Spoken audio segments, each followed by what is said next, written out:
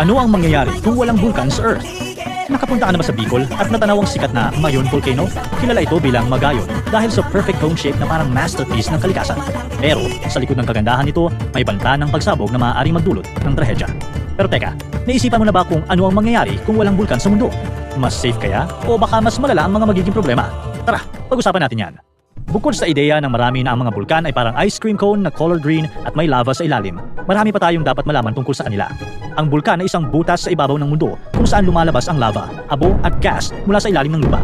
Kadalasan, ang mga bulkan ay nabubuo kung saan nagtatagpo ang mga malalaking piraso ng lupa na tinatawag na tectonic plates. Kapag ang isang plate ay pumapasok sa ilalim ng isa pa, tinutunaw ito at nagiging magma. Ang magma na ito ay naiipon sa isang chamber at kapag napakalakas na ng pressure, sumasabog ito palabas bilang lava. Sa paglipas ng panahon, ang lava ay lumalamig at tumitigas na siyang bumubuo ng bundok na coating cone. Pero syempre, may iba't ibang itsura pa rin naman ang mga bulkan, kabilang ang mga shield volcanoes na may malapad na anyo at mga cinder cones na maliit at matarik.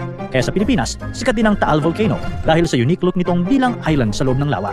Sa isang complex volcano na may maraming craters at vents. Ang lava o tunaw na bato na sumasabog mula sa isang bulkan ay sobrang init na may temperatura na umaabot mula 800 degrees Celsius hanggang 1200 degrees Celsius.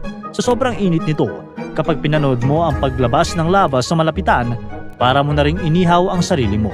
Magiging instant kamukha mo si Barbie. Barbecue.